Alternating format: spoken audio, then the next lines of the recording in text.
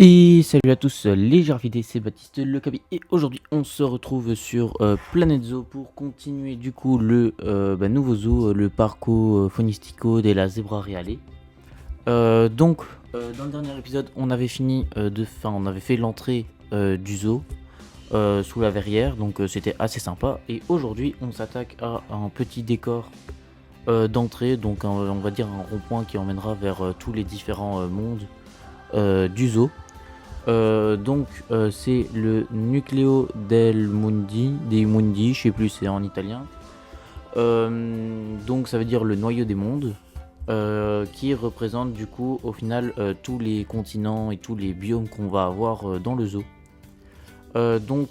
Aujourd'hui j'ai commencé par les premières zones qu'on va faire. Du coup c'est i confini dell'est, du coup c'est les confins de l'Est. Et ça va être tout ce qui est Sibérie et Europe de l'Est. Du coup, il n'y aura pas d'Europe occidentale, donc genre bouquetin, les animaux de la ferme, quoi d'autre, les cerfs, les daims, parce que finalement c'est des animaux pour le réalisme où je me dis au final on mettrait pas ça dans un zoo européen vu que on peut les voir à l'état naturel juste à côté du zoo, vu qu'en plus le zoo il est dans les Alpes, donc par exemple le bouquetin au final c'est la même. Enfin on peut clairement aller à une cinquantaine de kilomètres les voir dans leur habitat naturel, donc je trouvais pas ça très réaliste de les mettre dans un zoo européen. Donc au final les seuls animaux européens qu'il y aura dans ce zoo ça va être le lynx et le bison, qui vivent en Europe occidentale aussi. Enfin non, justement, le bison il vit que en Europe de l'Est. C'est que le lynx qui peut vivre en Europe occidentale, mais comme c'est le lynx boréal, il vit aussi en Sibérie. Donc voilà, donc au final la zone ce sera un peu Eurasie, Europe de l'Est, Sibérie. Donc je pense que ce sera pas mal. Sinon, j'ai aussi déjà mis le royaume du silence blanc qui est juste en face, donc ça c'est la zone polaire.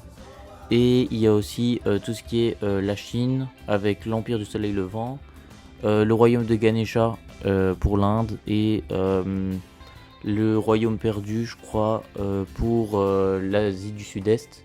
Et ensuite, on a la terre des temps primordiaux, des temps primordial, je pense, on dit en français, primordiaux, primordial, bref. Vous voyez, donc primordial ou primordiaux, je ne sais plus comment on dit, pour l'Océanie. Donc voilà, c'est ce que j'ai déjà fait aujourd'hui. C'est tout ce qu'il y aura dans la vidéo. J'ai pas encore continué le reste, je voulais faire les enclos et tout pour avancer parce que Planet Zoo 2 va arriver en 2026. Donc cette année du coup.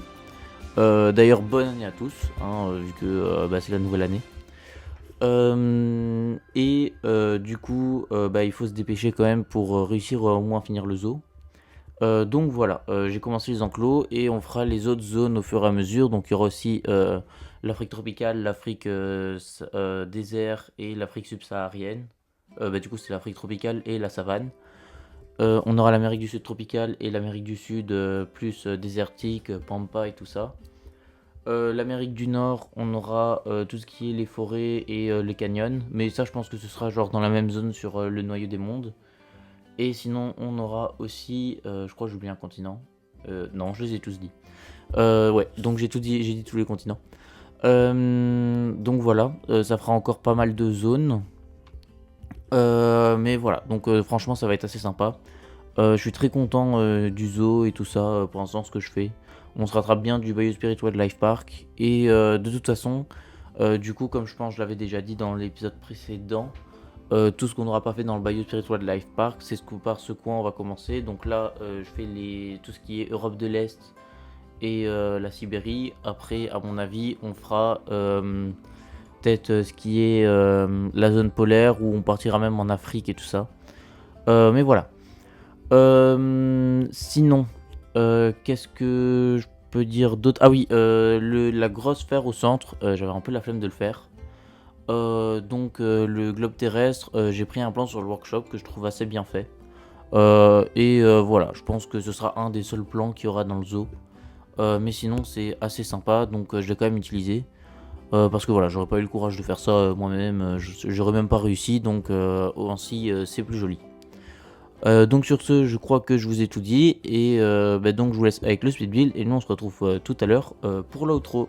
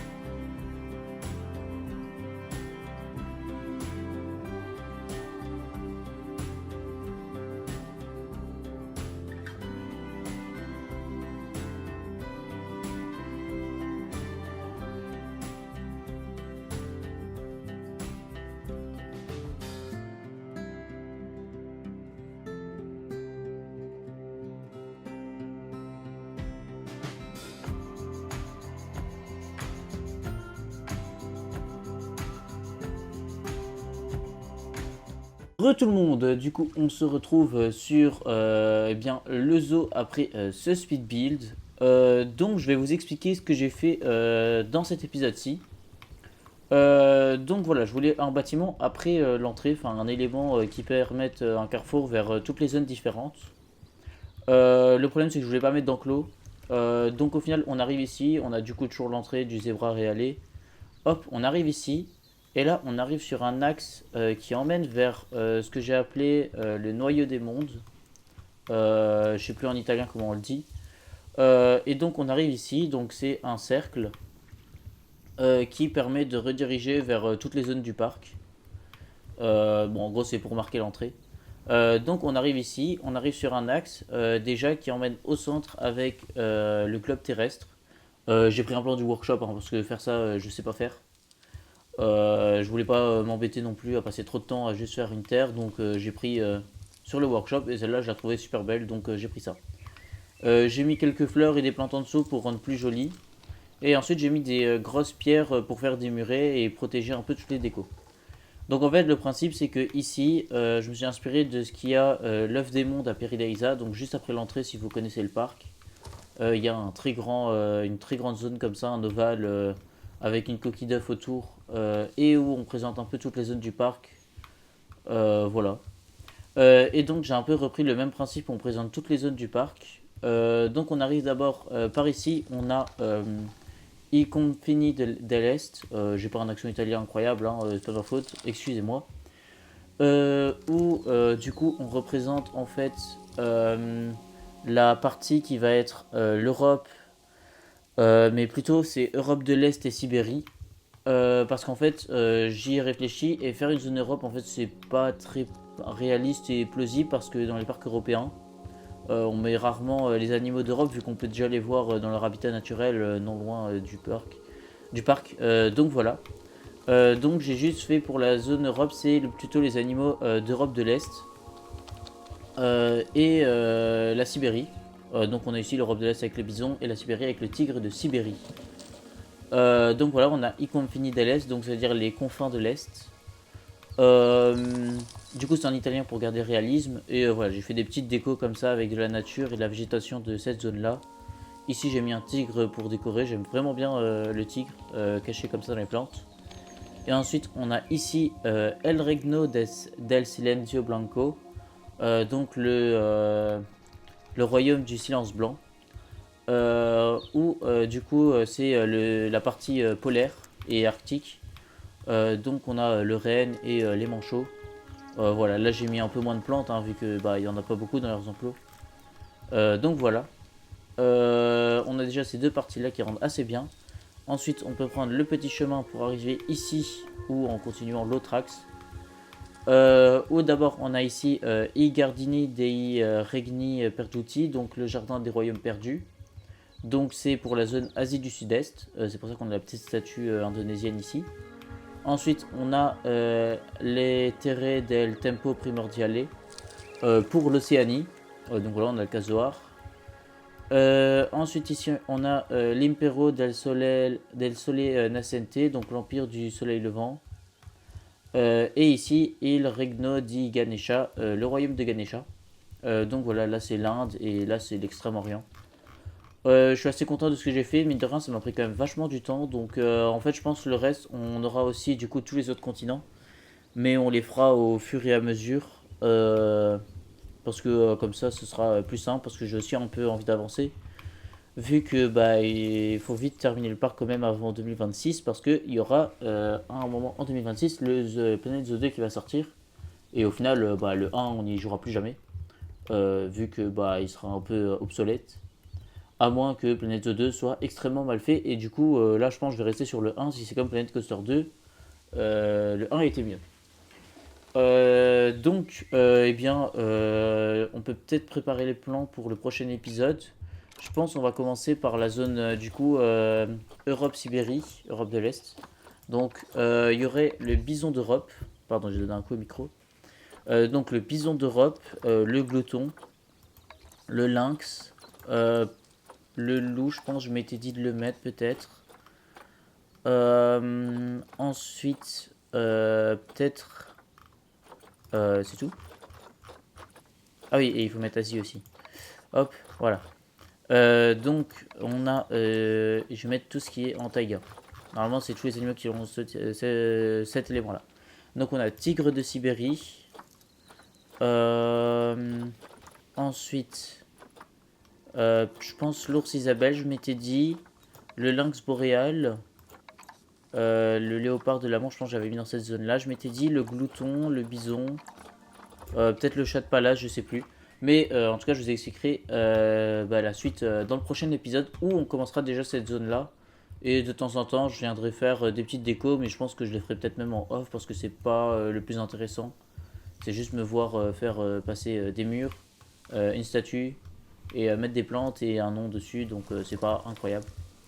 Donc sur ce, je vous remercie d'avoir regardé la vidéo. N'hésitez pas à vous abonner, à liker, à mettre un commentaire. Et moi je vous dis à la prochaine. Salut!